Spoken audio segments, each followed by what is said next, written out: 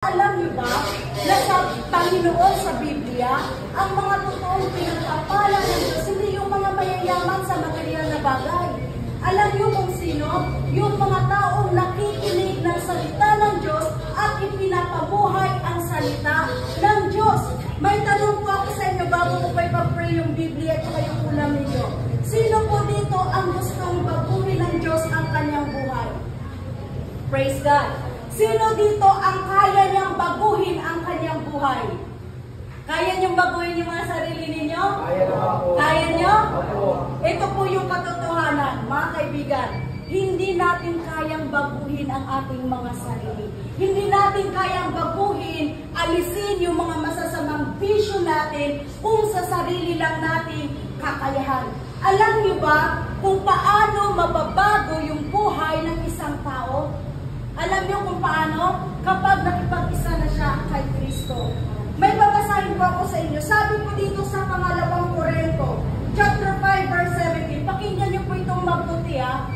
Sabi dito, kaya kung nakipag-isa na kay Kristo ang isang tao, isa na siyang bago, nila lang, magiging bago kang tao nila lang kapag nakikipag-isa ka kay Kristo. So, ibig sabihin, kung hindi mo ibibigay ang iyong buhay kay Kristo, hindi mawawala yung mga masasamang bisyo, masasama nating gawain sa buhay na ito.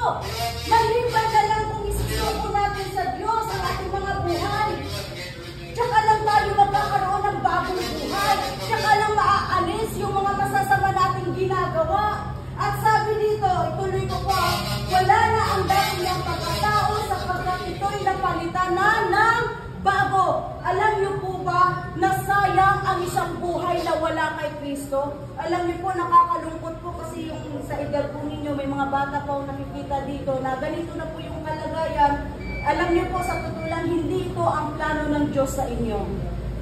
Hindi ito ang kalooban ng Diyos sa inyo. Maganda ang plano ng Diyos sa buhay ng bawat isa sa atin.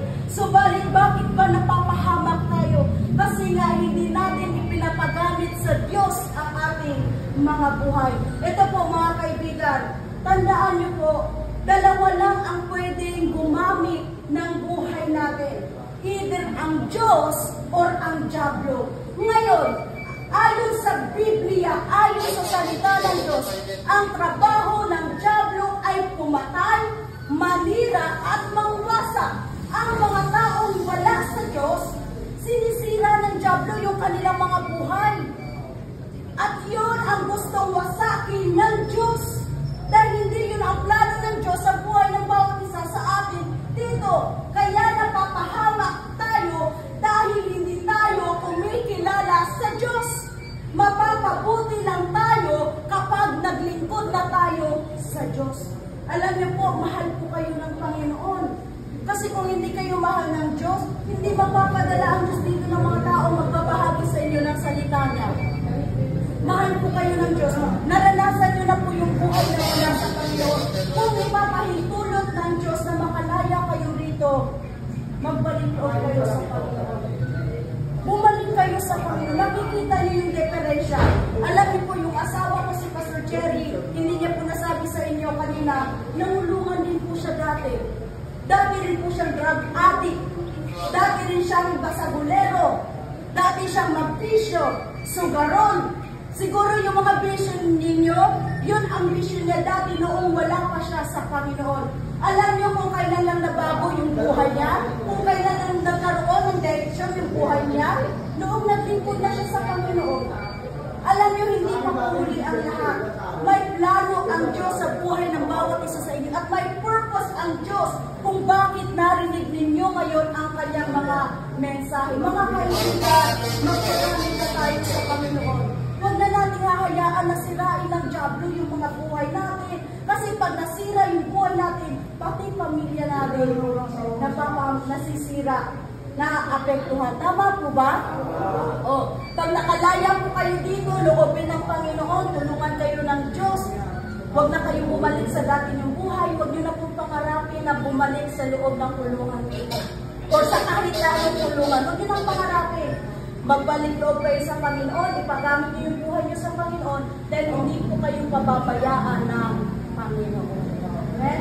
So, ngayon po, bago po tayo kami mag-review naman yung pwede ba tayong manalangin ulit, pag-pray natin yung Biblia, na nawa, pag nabasa niyo to, mabago yung buhay niyo kasi ito yung nakatulong sa amin, kaya kami nabago yung salita ng Diyos. So, let us pray. Panginoon namin Diyos, na banal at makapangyarihan sa lahat Diyos, kapit mo po ang kalagayan ng aking mga kapatid sa pilitang ito, Panginoon. Alam mo ang laman ng kanilang puso, alam mo ang laman ng kanilang mga isipan, O Diyos, at nais nilang magbago, Panginoon. Subalit, Lord, wala po kaming kakayahang magbago yung mga sarili namin at kailangan namin ang iyong tulong. Panginoon, tulungan niyo po ang aking mga kapatid sa pilitang ito na makalaya po sila, hindi lang sa kasalanan, Panginoon, kundi makalaya sila sa lugar na ito, sa mga masasamang bisyo, sa mga masasamang gawain, Panginoon, makalaya po sila dahil alam namin, Lord, na ang mga bagay nito ay magdadala lamang sa amin ng kapahamakan. Panginoon, kahabagan niyo po at pagpalain, ilayo niyo po sa anumang disgrasya, kapahamakan, sakit at karamdaman ang aming mga kapatid na naririto, Panginoon. Tulungan mo po sila, Lord, na sila po'y makalaya sa pigilan nito, Panginoon.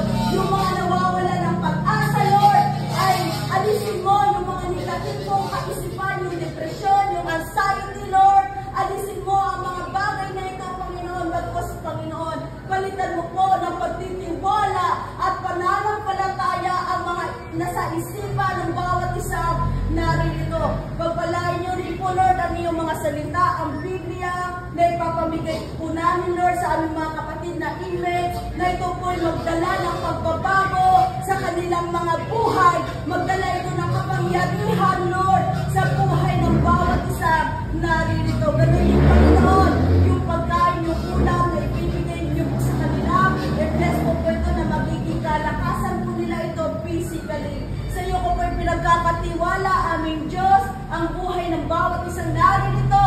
Ito ang aking samo at panalangin sa pangalan ng Panginoong Heso Kristo. Amen and amen. So God bless po sa inyo na manalangin po kayo palagi, ha.